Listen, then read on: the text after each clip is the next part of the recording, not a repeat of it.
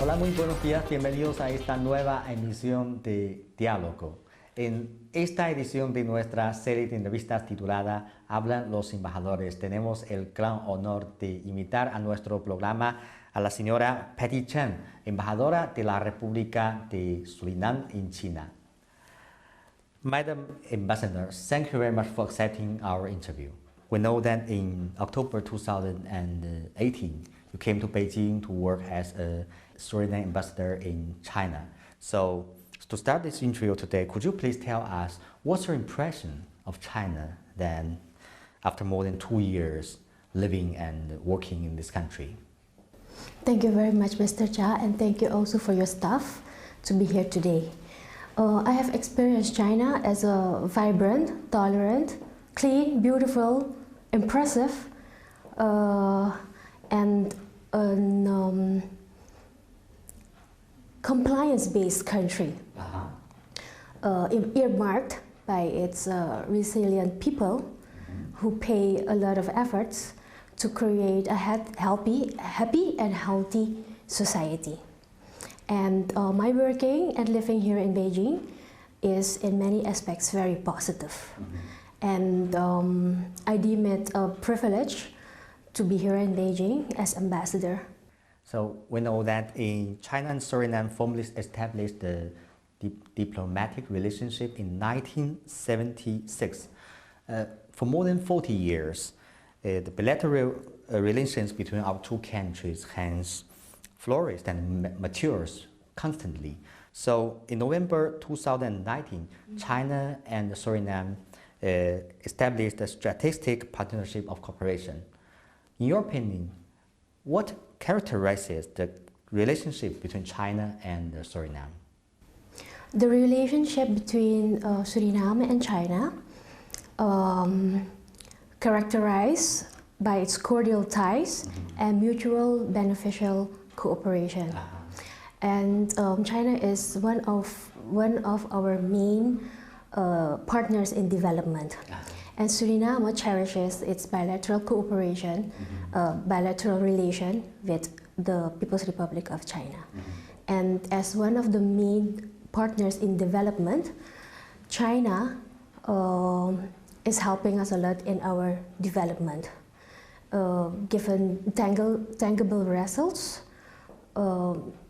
through the bilateral cooperation. And our mutually beneficial cooperation is enshrined in bilateral agreements on cooperation in areas such as capacity building, education, infrastructure, construction, agriculture, also security. Okay, and after more than 40 years, Suriname has become one of the most important cooperative partners of China in Caribbean countries, in Caribbean regions. So, in the cooperation between China and Caribbean countries, what role is playing Suriname? Suriname is playing a very important role in the cooperation between China and the Caribbean countries by maintaining partnership and friendship with the People's Republic of China. And we are also working strongly on our friendship with regional and multilateral arena, guided by common interest and value. And the One China policy has been and still is a long-standing and very important principle in our foreign policy. And by that way, we are also contributing to strengthening of cooperation and ties between China and the Caribbean region. Let's take a look at the economic and trade cooperation between China and Suriname. At present, in which areas is this kind of cooperation mainly concentrated? Okay, we currently have some projects. For example, we call it Safe City, and that is the traffic and security monitoring system. We have the Dalian road rehabilitation and road construction project. We have the Wanika Hospital, and that is already finalized. We have infrastructure construction, and we have cooperation in the area of tackling the COVID-19. We also have project housing, and that's a sort, namely to few. Despite the geographical distance between China and Suriname, the friendship between the two peoples has lasted more than 160 years. So nowadays, the Chinese people and the Chinese culture are still playing an important role in Suriname. For example, Suriname is the first country in the Western Hemisphere to designate the Spring Festival as the public holiday. So, Madam Ambassador, how do people in Suriname celebrate the Spring Festival? Given the Spring Festival is a national holiday, it is celebrated by the whole country. So not only the Chinese community is celebrating the Spring Festival, but the whole country. And of course, with the Chinese community at its core. And we have cultural performances and fairs during that time. And fairs will be attended by many people from different ethnicities, from different cultures. And we have cultural groups from China dispatched to Suriname to give special cultural performances in Suriname. For example, acrobatic, song, art, and last time we had the changing mask, you know, and Suriname's people, they love the Chinese culture. So the Suriname people are familiar for the Chinese culture? Yes, we have it every year, and it's very popular, and at night we also have fireworks. And very popular in Suriname. And not only the Chinese community is celebrating the Spring Festival, as I told you, also cultural groups of other ethnicities, they will help us to fill in our program for cultural performances. And they are working on fusion and creative art. So, for example, we have the dragon dance, and then maybe a dragon dance on a piece of on a piece with Chinese music and on a piece with Suriname music. That's a fusion of a cultural performance. Yes, and in your opinion, what's the reason why the Chinese culture has maintained its vitality and uniqueness in Suriname for more than a century?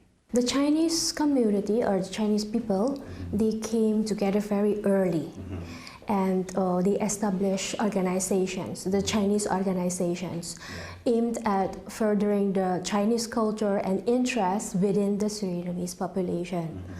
And our first Chinese organization is Kongi Tongsang, and it dates back 1888. Yes, and in a very early stage in Suriname, we all have learned to embrace each other's history, culture, and traditions to mutually internalize positive influences for spiritual and social well-being.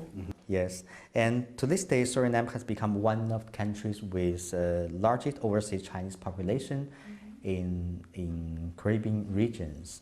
So you are also Chinese descent. What role do you think people of Chinese origin is playing in Suriname? So Chinese people play a very important role in both economic and social development because the Chinese people are very active in economic life through established businesses, for example, restaurants, supermarkets, warehouses, wholesale and retail. And through these stores, we have more access to necessary products with competitive prices and enough to choose from. And government officials, we have many of them from Chinese descent, as I mentioned before. When you see a colored people with a Chinese name, so it's very normal, you know. And just like other officials from other ethnicities, we have from Chinese descent.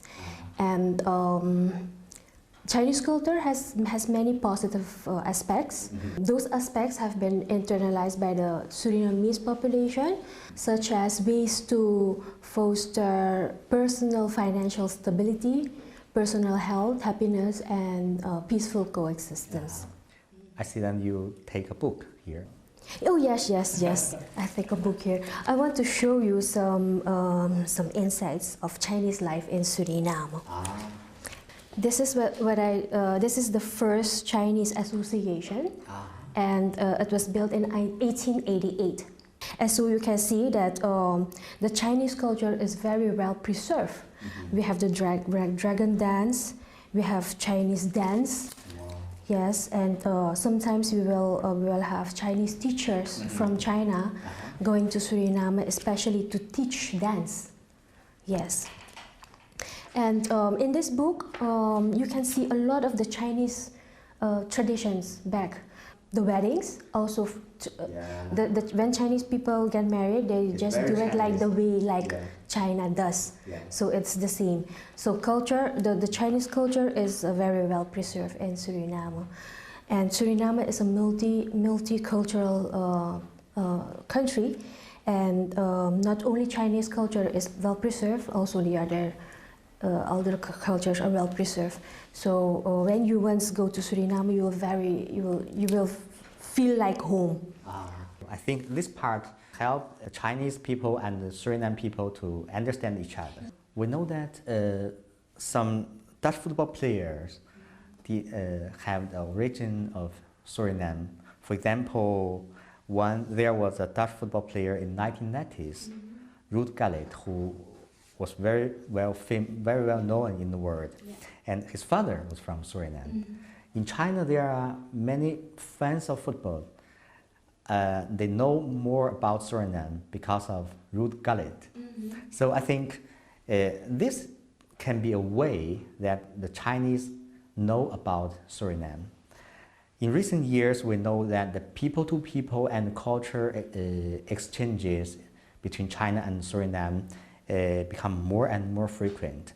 So what are the most attractive parts of the cultural and the people-to-people exchanges between China and Suriname? As I mentioned before, we have Spring Festival in Suriname, right? And the cultural and the people-to-people exchanges draw a lot of attention, and not only from Suriname but also from China. And Surinamese people, they love Chinese culture. And we have a Confucius Institute in Suriname, so many of them are taking classes at the Confucius Institute. And through the people-to-people exchanges, both of our people were able to spend time in each one's country and learn to value the history, the culture, and the art, etc. Yeah. We know that more than 90% of the land area of Suriname is covered by forest, which provides fascinating tourism resource for your country. So what would you recommend to tourists about the scenery and food of Suriname? Okay, the scenery of Suriname is very nice and beautiful, given the abundant rainforest, pristine nature, and freshwater resources. And the creeks in the interior, for example, offer a healthy herbal source of dark cola water due to the fallen leaves of surrounding trees. So if you look at the water, it looks like Coca-Cola, the color, but it's very healthy because of the herbals all in it. And we have a beautiful and rich flora and fauna. In the interior, we have a reservoir, nature reservoir, and there we have dozens of unique animals, and it's a unique part of Suriname. It's the Brownsbarrow Nature Reserve. It is 560 meters peak at its heart, and it was founded in 1969, made up of 112 square kilometers of pristine jungle, populated by dozens of rare species of animals, many of which are unique to Suriname. It's a stunning slice of nature covered in thick jungle and bordering the vast Brokobondo Reservoir. Head here for wild tropical adventure, some super bird watching, and endless wildlife viewing opportunities. So if you go into the interior, you will find rest and see the beauty of the nature. Yes, really beautiful. And regarding the food of Suriname, because we are multi-ethnic, the food is also a fusion of delicious cuisine. And Chinese food is also popular. It's very popular in Suriname. And we have also Chinese food with a Surinamese twist in it. And it's a cross-cutting, valuable aspect of Surinamese life. Every year we have many tourists from in our neighboring countries, especially coming to Suriname, especially for the nature and for the food. So it's a really good destination of tourism for Chinese. Yes, especially for the Chinese, they will find all foods there. They will feel like home. We have Cantonese food, we have you know, the northern part of China. They have other sort foods. We have that, we have hot pot. At present, the COVID-19 pandemic has become a really big challenge for all over the world. We know that China has always been an active participant in international cooperation in the prevention and control of the pandemic. So how would you evaluate China's anti-epidemic achievements? China's anti-epidemic achievements are remarkable, given the swift response and the measures put in place by the Chinese government. Timely lockdown and subsequent stay-at-home measures, as well as compliance, overall compliance and adherence to these measures by the general public was not easy, but it was necessary, and it has proved to be effective over time. And these measures has also prevented the increase of numbers of deaths. What else? Okay, there is very much appreciation for moral expressions, and also from material support from abroad. And at that time, Suriname also contributed to China. And in a later stage, China also provided a material and moral support to other countries. But in our common strive to fight against the pandemic, it has brought us closer to each other. And the spread of the COVID-19 has also brought new challenges for the global economic recovery. We know, according to the predictions made by the Organization for Economic Cooperation and Development, China will be the only economy of G20 to achieve positive growth. So what do you think is the significance of China's economic recovery for Suriname and for Caribbean countries? So the significance of China lies in the willingness of China to adhere to the One Belt, One Road initiative, underpinned by a multilateral trade system with a shared future for humankind. And in this sense, the economic recovery and positive growth might produce a positive multiplier effect for Suriname and other Caribbean countries. Okay, you should also be reminded the economic success is not for nothing. It's forgone by principles, sacrifices, hard work, and perseverance. So the stronger countries may help the smaller economies to uplift themselves. Yeah, of course. And I think economic recovery in China may be significant for the economic recovery of the other place of the world. So that's why I say the stronger countries, they may help the smaller economies to uplift it, you know? Yeah. Okay, in November 2020, the third China International Import Expo was successfully held in Shanghai. So for you and for Suriname, what kind of platform is the CIIE? For Suriname, CIIE is a platform for trade and commercial cooperation. Also for the trade cooperation, commercial exchanges, and a source to promote, for promotion of one's industries and products. And CIIE, the platform of CIIE has proven to be valuable. Our businesses, for example, they have established partnership with other businesses through the CIIE. Okay, we have participated in the first. I was just here in China when I go to the first CIIE, and we have products showcasing at the CIIE in the hope that we will establish partnership with other companies, and we have done that. And precisely the second CIIE also, we have participated in 2 platforms very successfully.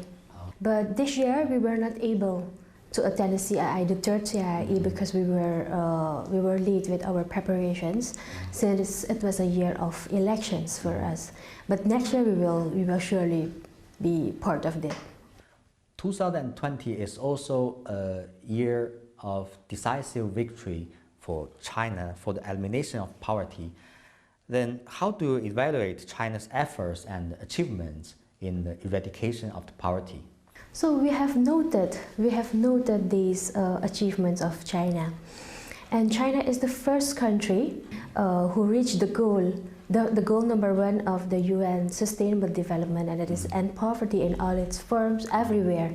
China is making a great contribution to the UN 2030 Agenda for Sustainable Development, and these positive efforts are also recognized by our President, His Excellency Chandrika Prasad Santokhi, who congratulated President Xi Jinping last October with these remarkable achievements. Yes, and you can reason that China is establishing a blueprint for a model and thinking upon poverty eradication, and sharing knowledge and best practices of China can be an integral part in the cooperation between Suriname and China. And the need for an international enabling environment is of paramount importance in our efforts to reach the goal of poverty eradication. And through their cooperation, China and the Caribbean countries can contribute to the shaping of this international enabling environment. Have you ever visited some place and see with your eyes some examples of the eradication of poverty in China? Poverty eradication, yes, I have. In October, when our president sent a message to President Xi Jinping, I was attending the international seminar on poverty eradication in Fujian. And there I have seen with my own eyes what China have done to lift people out of poverty, and how they allocate the impoverished population from one place to another place. Yes, I've seen that. And also in Sichuan, in Xichang, we went to villages also to see what they have done there in their villages and how they get out of the poverty. What do you feel? Impressive, very impressive, and it's not easy. It's not easy, and I can commend the Chinese government with all these positive efforts, because it's a political will and a commitment to the people that you're going to do that, and you do it. Of course. In October 2020, China formulated a document about the 14th Five-Year Plan for National Economic and Social Development. So from your perspective, what's the most impressive part of this plan? China is speeding up to foster a new development pattern where domestic markets and foreign markets can boost each other with the domestic market at the mainstay. Yeah. That's very impressive. And also the economic development and the development for the environment. Domestic markets in China will become stronger. The economic structure will further be improved, and innovative capacity will significantly strengthened, and the livelihood of the people will be further improved also, and also the social security, the social stability will also be maintained. And China is also willing to continue to continue reducing emission of major pollutants to have a better natural environment. So do you think there are some new opportunities for your country, for Suriname and for Caribbean countries in the 14th five-year plan? Yes, of course. Look, the 14th five-year plan of China is actually a beginning of a new journey of China. And they are fully building a modern socialist country where people is where the approach is people first and people centered. And the cooperation with our countries can be in different ways, especially in economic development and also in environment. Yes, and according to the 14th five-year plan, China will build a new higher-level open economic system and raise the level of opening up. So how do you interpret this target of China? So as I have said before, it is a new journey of China to build a modern socialist country, and with a people-centered approaching. So China is taking concrete steps for a community with shared future for humankind, and all of the countries can benefit therefore. And China has been committed to work with Latin American and the Caribbean countries to build a community with a shared future for mankind. How do you interpret the concept of community with a shared future? And for you, how should our two countries strive to build this community of shared future? Our countries should see to it and complement each other's work in economic recovery and economic resilience. And it's not about tearing down each other, but support each other. And it's not for a competition. So we have to help each other, and it's more like to live and let live. And I expect that countries with a sound economy and a sound credibility, they will be able to remain the mutual beneficial trade relation with each other. And trade is the basis to earn revenue for economic and social well-being. And smart thinking and working with one's comparative, working with each other comparative advantages should be element for success of all countries for a shared future. Madam Ambassador, thank you very much for accepting our interview. Thank you very much for coming. It was a very fruitful one. Thank you.